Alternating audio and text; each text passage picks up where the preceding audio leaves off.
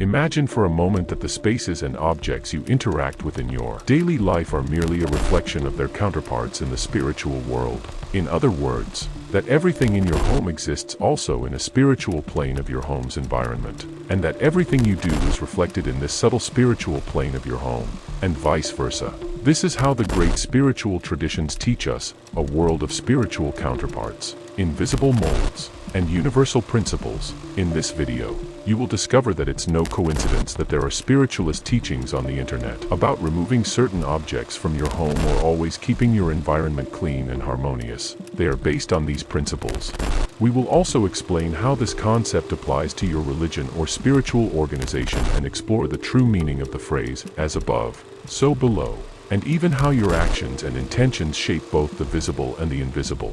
Stay until the end because this knowledge will transform the way you view your own home and religion. And if you want to help this channel continue sharing deep spiritual content, like this video, it's quick, free, and helps us grow, reaching more people who seek to understand the universe beyond matter.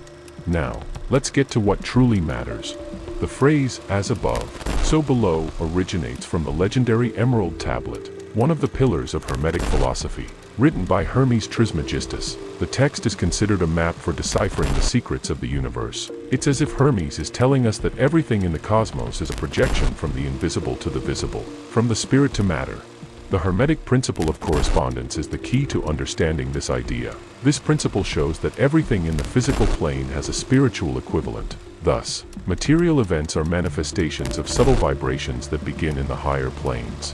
Imagine a grand cathedral. Before each stone was laid, it was designed, visualized, and dreamed by someone. In the same way, the entire universe was conceived in the spiritual planes before it materialized. This perspective teaches us that everything begins in the mind, both divine and human, before taking form in the physical world. Similarly, the entire universe was idealized in the spiritual planes before it materialized. Everything began as an idea in the higher planes before taking form here on Earth, our own planet.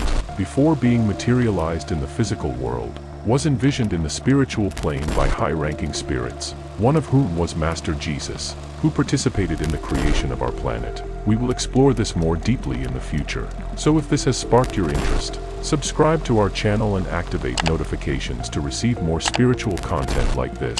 What we mean to say is that the creation of a religion or fraternity, for example, first takes place through its idealization in the spiritual world and is organized there first. The spiritual world was created before the physical plane, and everything passes through it first. When you are part of a fraternity, such as the Rosicrucians or any other, it was conceived in the spiritual plane for a clear purpose, to teach, guide, and evolve.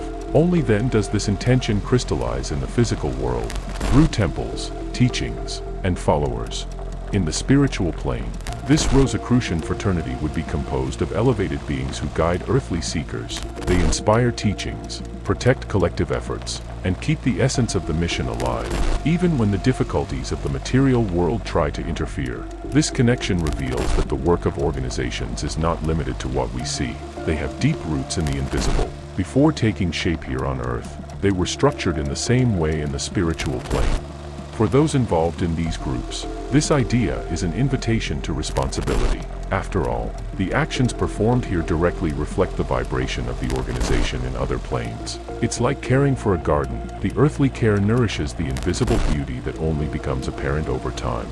Everything in the physical world has a spiritual counterpart, from the simplest objects to the most complex environments. Imagine a glass. While it may seem trivial, in the spiritual plane, it is an energetic vibration that reflects its utility and purpose. Each thing in the material plane is supported by a subtle mold in the spiritual plane. It's as if the glass were a three-dimensional photograph of an original idea, maintained by invisible energies. The density and form of objects change according to the vibration of each plane. In the physical plane, we deal with solid, tangible forms. In the spiritual plane, everything is more fluid, but equally real. The density and form of objects change according to the vibration of each plane. In the physical plane, we deal with solid, tangible forms. In the spiritual, everything is more fluid, but just as real. It's fascinating to think that even a cluttered environment in the physical plane can create an energetic impression in the subtle. This is why practices such as organization and cleaning aren't just aesthetic matters. They balance energies both here and in the invisible. Maintaining a harmonious space is, in fact, an act of alignment with divine creation.